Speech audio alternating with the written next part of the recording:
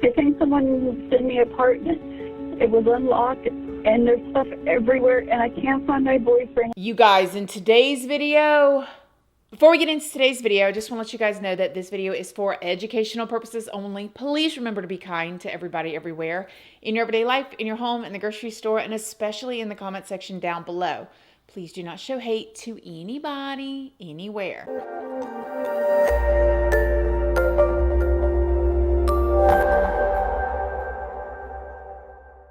So good morning, good morning, good morning. How is everybody doing today? I hope you all are having an amazing day. I hope you all are having a wonderful week so far. I hope everybody's feeling good. So in today's video, you guys, we have another video where it is a case where you would just have to ask yourself, why wouldn't a person just broke up with their husband, wife, spouse, and move on instead of pulling a stunt like this? But this one, you guys, It's going to put you in a tizzy. Before we get into it, though, I did want to let you guys know, if you don't already know, hi, my name is Christina. I do have a second channel, which is Casually Christina. We just do things more casually over there. I also have a Patreon. My Patreon's for 18 and up.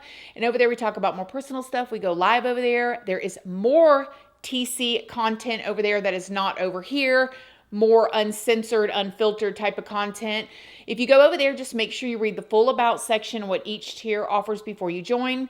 I'm also on Facebook, Instagram, Snapchat, and Like to Know It. And Like to Know It is a platform where you can find links to a lot of things that I use, that I love, and that y'all ask about. Everything from this top is linked over there. These earrings are linked over there. Clothing, makeup, my favorite foundation that I use, all kinds of stuff. If you're looking for those types of things, all of those links are down in the description box if you would like to come and check me out. So, okay, like I said, today's video is another one where you're going, if you didn't want to be with the person, why didn't you just break up? Who thinks of this type of thing? And you really have to think of why people will go to the links that they will go to end a relationship, but they won't just say, okay, this is over, it's not working for me, and move on. They'd rather do something else. Now, before we get into it, I need to let y'all know I'm not a professional. I'm pulling all of my information from very public news sources that is already out there.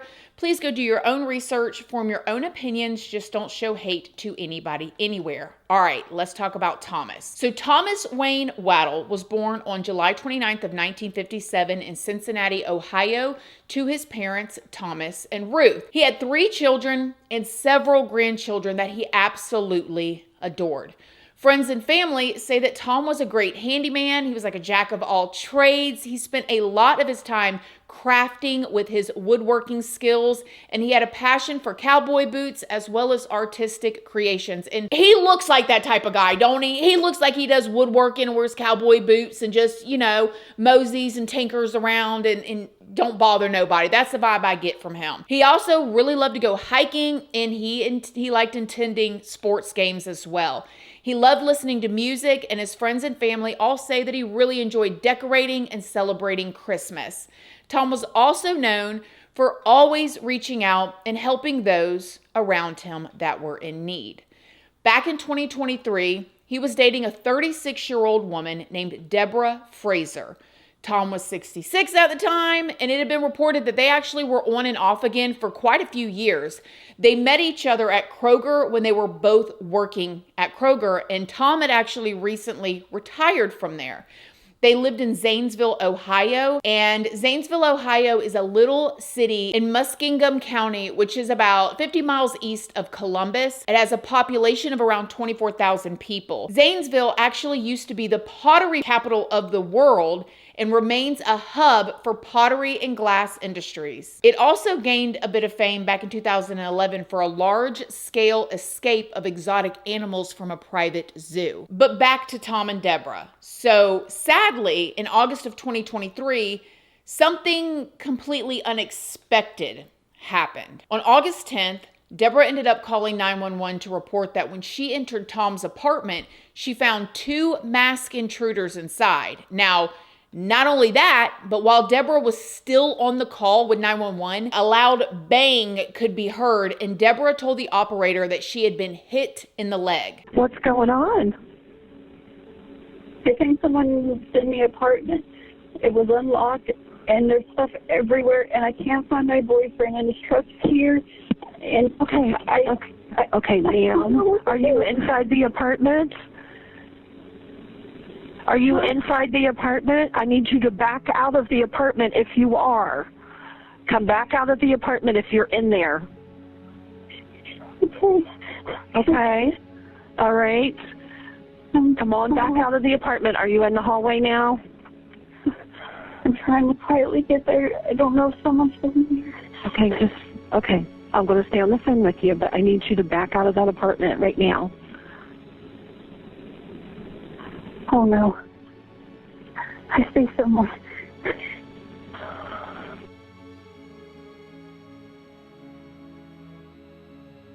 Are you out?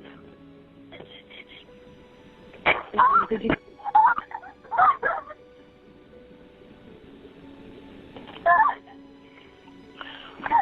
All units, I have an active invasion. 3231 Sandhurst Drive, 3231 Sandhurst Drive. Oh, Active home invasion. Oh, my God, I'm shot. Okay. Ma'am, what? He's what?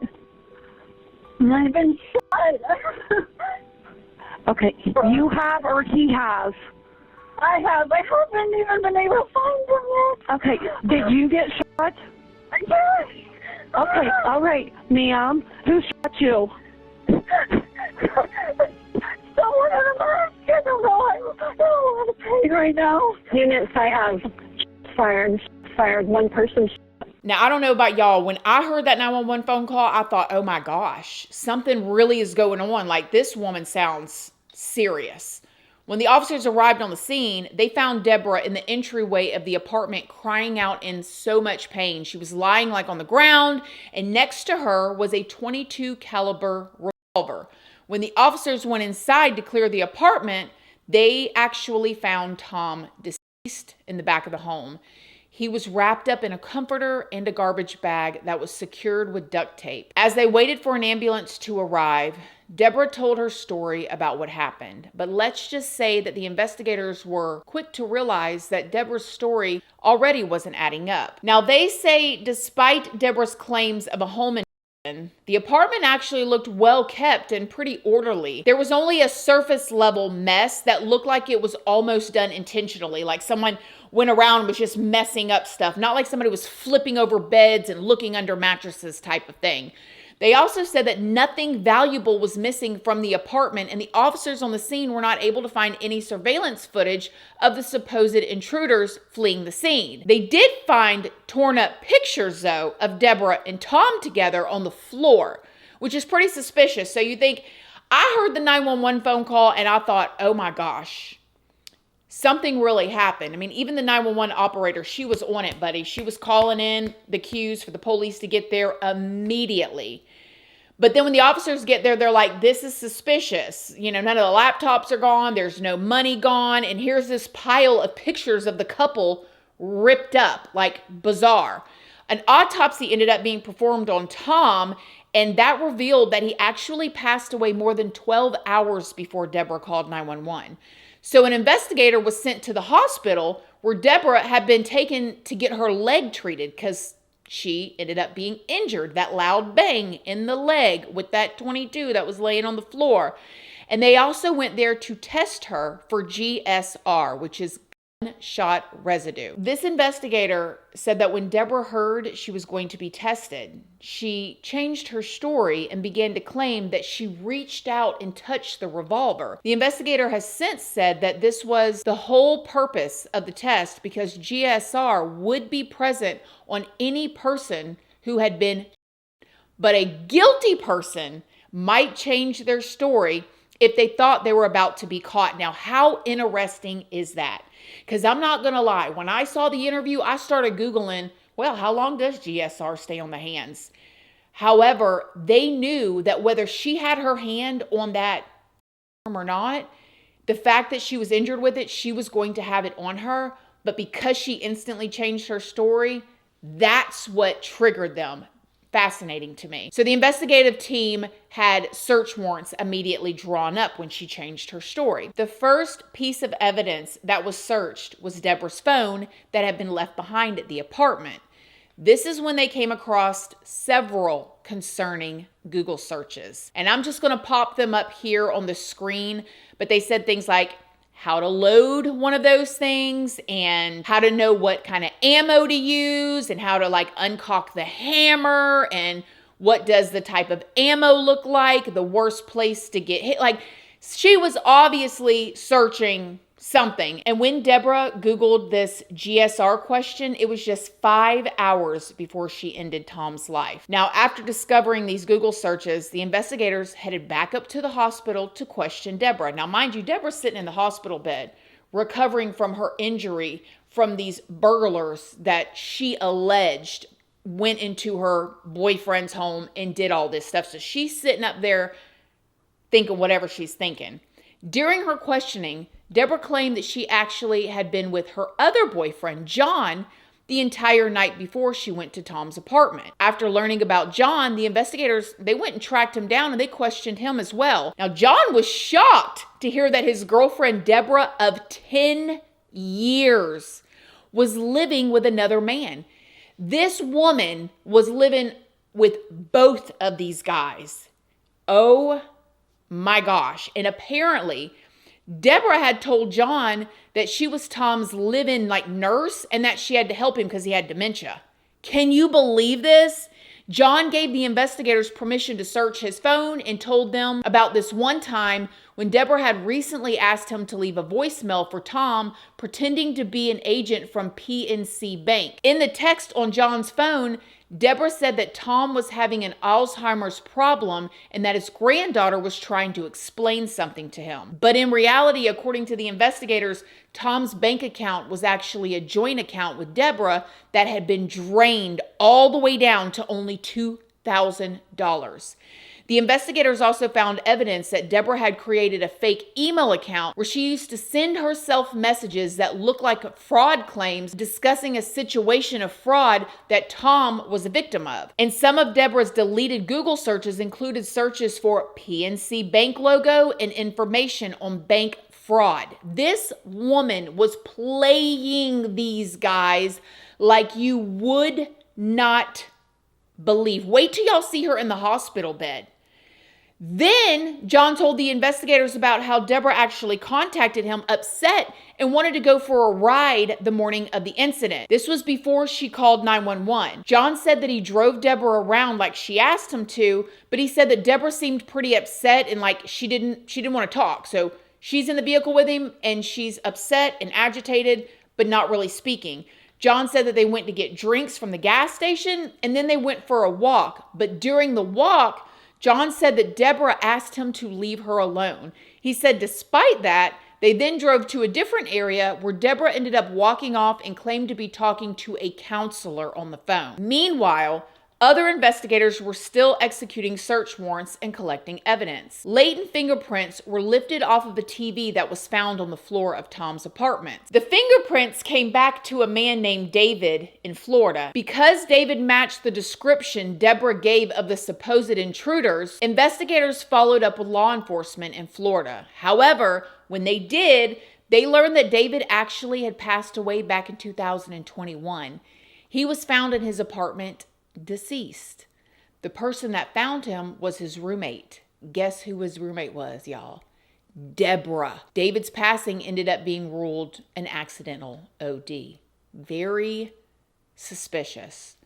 The trash bags and the duct tape that Deborah used on Tom was submitted for testing, and the results showed that only Deborah and Tom's DNA was present on them. Also submitted for testing were 2 Velcro straps that had been attached to Tom's body and used to drag him across the apartment. The results only identified Deborah's DNA. Deborah's hair was also found in the duct tape used to secure the trash bags at Tom's feet. And when the officers first responded to Deborah's 911 phone call, a zipped up book bag was found near the front door of the apartment, and inside was only one glove.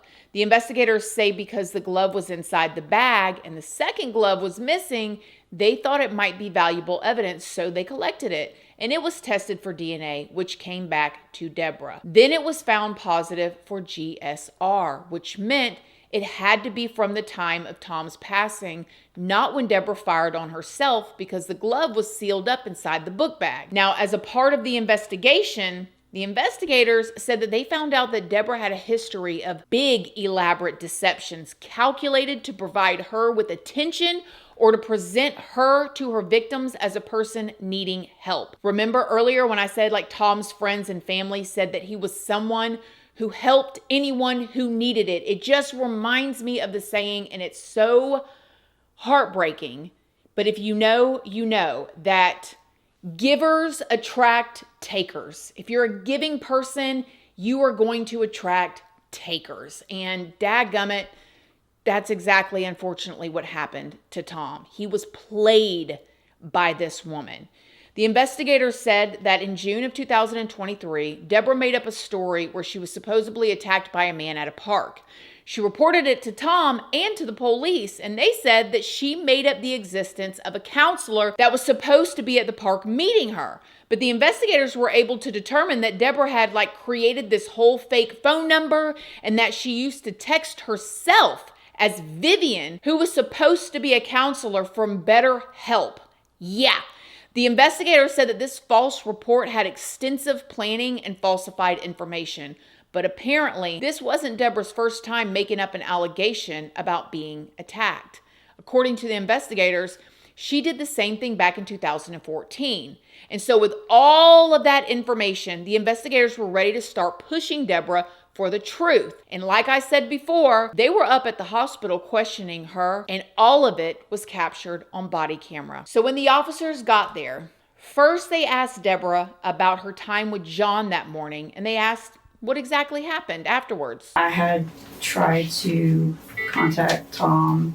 I texted him, I called him, and I never heard back, which was weird because normally he's pretty good about getting back to me.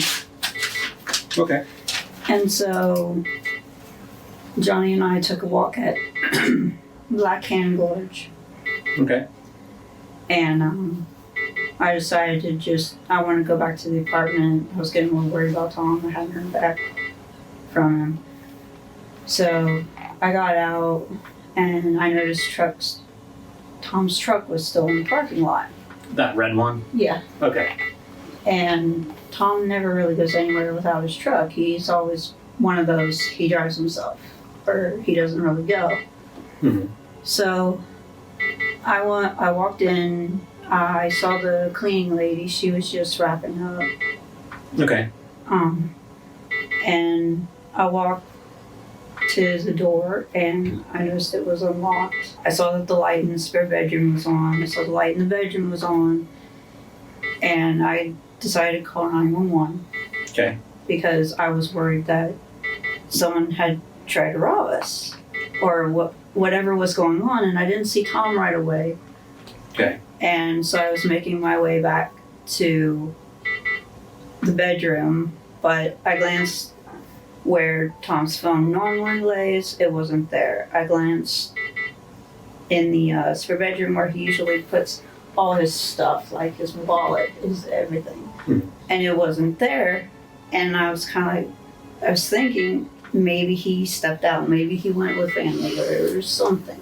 Okay. I hadn't even made it to the bedroom yet. And there was two guys, hoodies, masks, who came out. Mm-hmm. And at that time, the 911 operator was telling me to back into the hall. Mm-hmm. But I was so scared.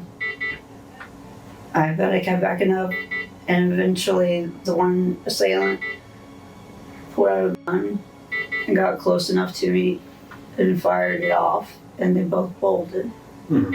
where they went to after they bolted out the door. I don't know where they went to because at that point I was shot and I was in pain. Then the investigators, and I was actually hollering when I heard this, asked Deborah what she thought should happen to the intruders once they've been caught. The investigator was like, what do you think should happen? You know, we need to let the prosecution know. Listen to this. Whenever we catch these people, what do you think should happen to them?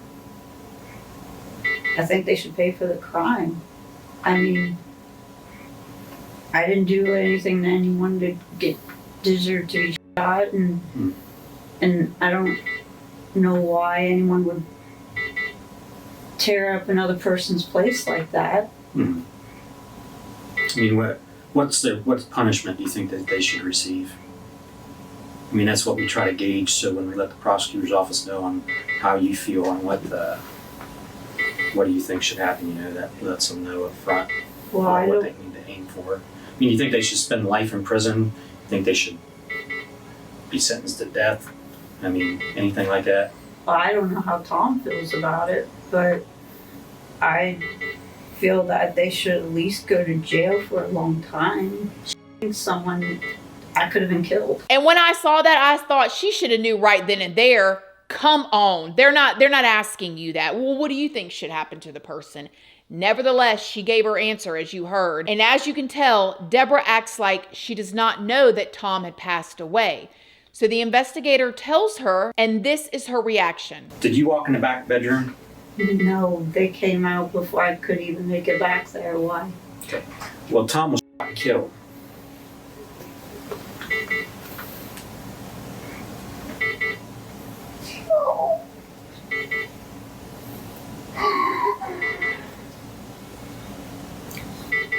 It's all right, you can take a minute.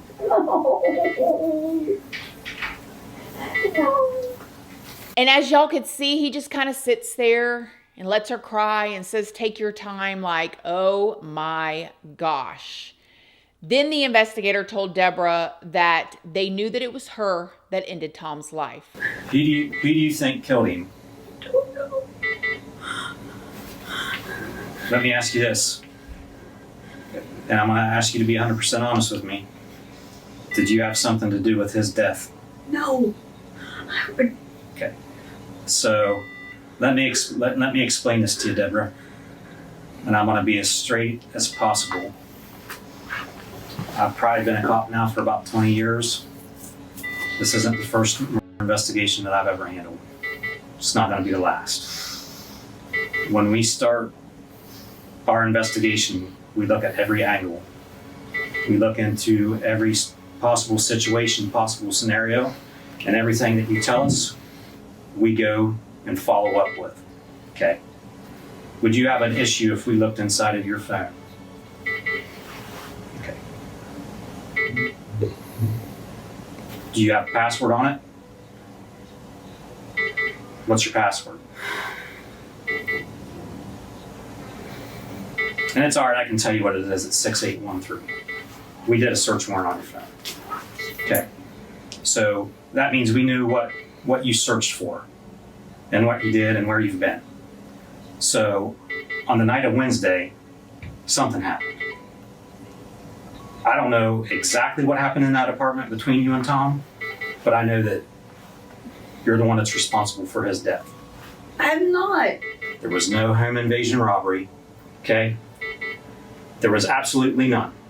So you've already locked yourself into the biggest lie. Is any of your DNA going to be on that duct tape that wrapped him up? On the plastic bags? I've handled the duct tape, but I didn't wrap. No, I'm talking about the ones that wrapped him up. Listen. We're beyond I don't know. Right now, another detective is looking into some other stuff right now. So what is an old boy gonna say? What's Johnny Anderson gonna say? Is his story gonna match yours?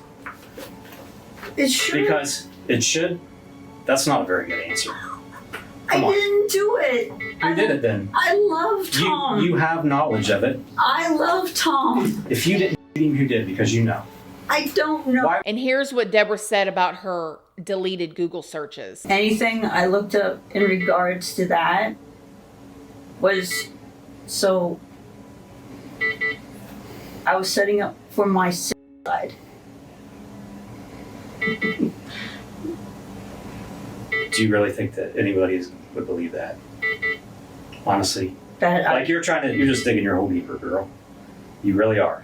You have a one chance to come clean and act like you're a little bit remorseful. I don't see any remorse, do you?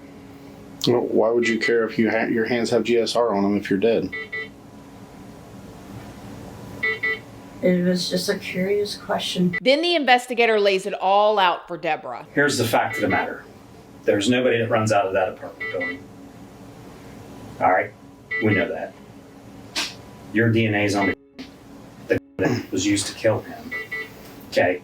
And the that you shot yourself in the leg with to try to cover this up. You said that you grabbed it with both hands. How the fuck are you still holding your phone? It fell on the floor. No, you didn't. Come on. Listen.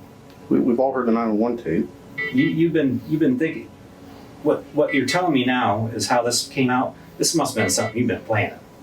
No. This must have been something that you did with a little bit of thinking to try to get out of this mess. You thought about it. What's he done to piss you off so bad that you want to kill him? I never thought about killing him. Okay. But the fact of the matter is, the evidence will show that you did.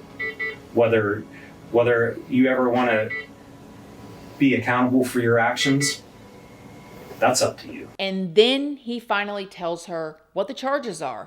Murder, which is a unclassified felony where you spend life in prison. Felonious assault, which is F2. Tampering with evidence.